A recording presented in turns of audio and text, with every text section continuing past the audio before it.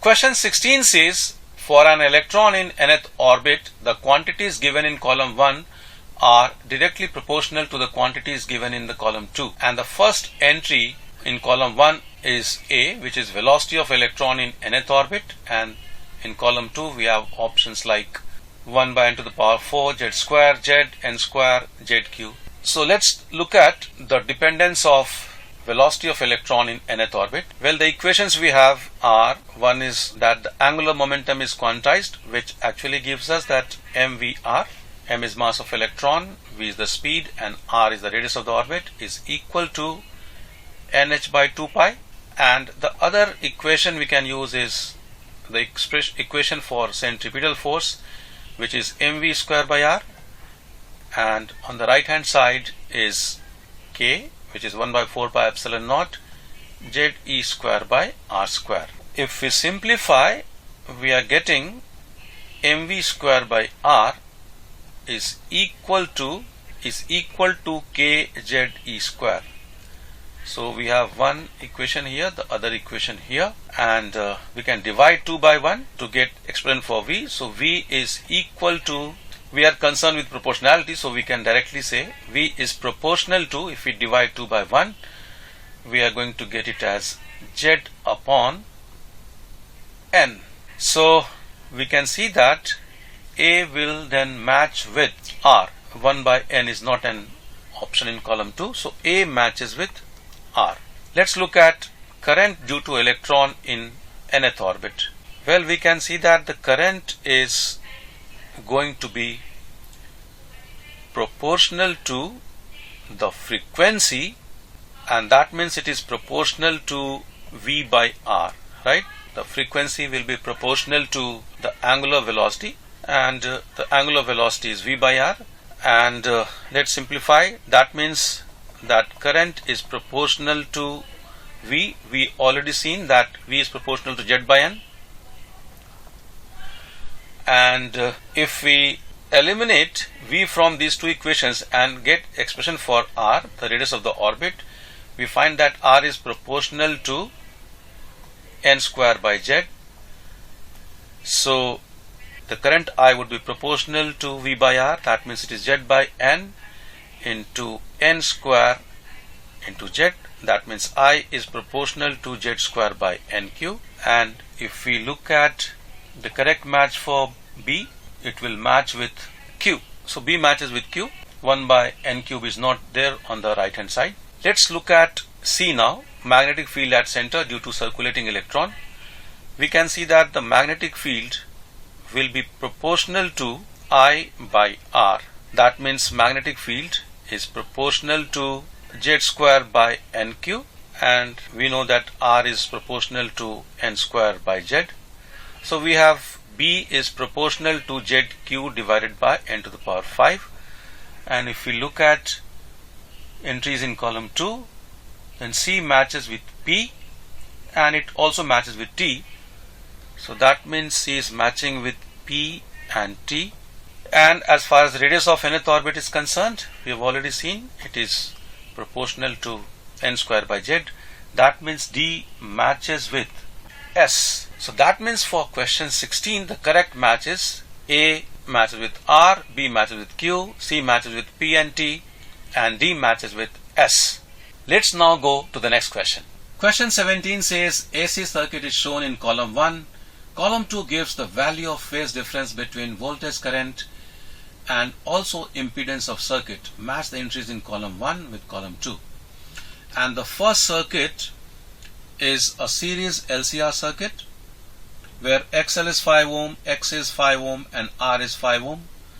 Well, since XC and XL have equal value, it's clearly a resonant circuit where impedance for circuit A is simply R, and that is equal to 5 ohm, right? So for A we can see that impedance Z is 5 ohm will match, which is S, and the phase difference between voltage and current in that case is simply 0. So it is also matching with P. So A matches with both P and S. Let's look at the circuit given in B. The impedance of the upper branch and the lower branch both will be same as 5 ohm, because the Z for the upper branch is under root 4 square plus XC square, which is 5 ohm, and for the lower branch again it's under root 4 square plus XL square, which is again 5 ohm. And if this is the applied voltage phasor V, then the current in the upper branch is leading this by tan inverse 3 by 4, which is 37 degree. So at 37 degree we draw this current I1, and this I1 will be V by 5 ohm. I2 is lagging this voltage again by same angle, which is 37 degree. The magnitude, the current here is also V by 5 because the impedance has same value. And well, if I add these two phasors, we can see that the value of 5 will be 0, because the resultant will be along V, the angle bisector, and the net current comes out to be equal to 2 times V by 5 into cos 37 degree, which is 4 by 5. So that is 8V by 25. So the impedance for the second circuit is 25 by 8 ohm, and which in fact does not match with any of the entries in column 2, but phi equal to 0 matches. So for B, P is the match. And if let's now look at C.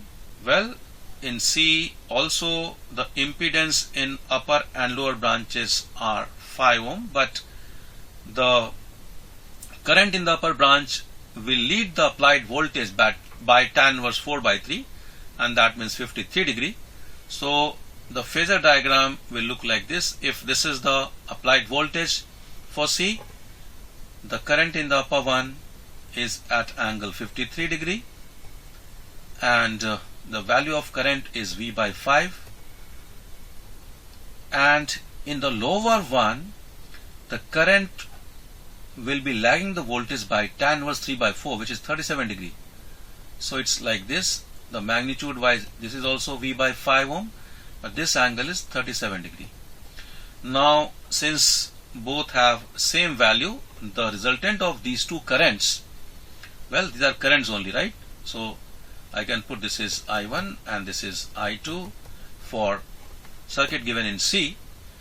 So the angle between these two is 90 degree. 53 degree plus 37 degree is 90 degree. So the angle bisector will make 45 degree angle with both. So if this angle is 45 degree, the value of phi is 45 minus 37, which is 8 degree. So that means for C, Q is a correct match. And let's find the impedance also. And for finding the impedance, let's find the current.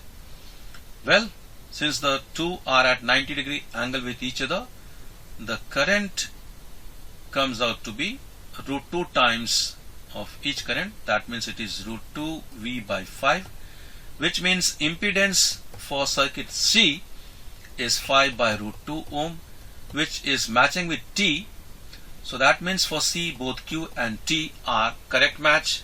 Let's look at the circuit given in D now. So in circuit D, the value of XL is 8 ohm, XC is 4 ohm, and R is 3 ohm. So impedance we can straight away find by applying the formula. It's R square, which is 3 square, plus XC minus XL whole square, which is 8 minus 4 whole square, or 4 minus 8 whole square. It's either way it's same. So it's 5 ohm for D also. So for D we can see that Z equal to 5 ohm will match, and so S is a correct match. And as far as phase difference is concerned, well, we can see that tan phi will be 4 by 3. So phi is tan inverse 4 by 3, and which is what is given in R. So D also matches with R. And so we have the complete match now for question 17. A matches with P and S, B matches with P, C matches with Q and T, and D matches with R and S. Let's now go to the next question.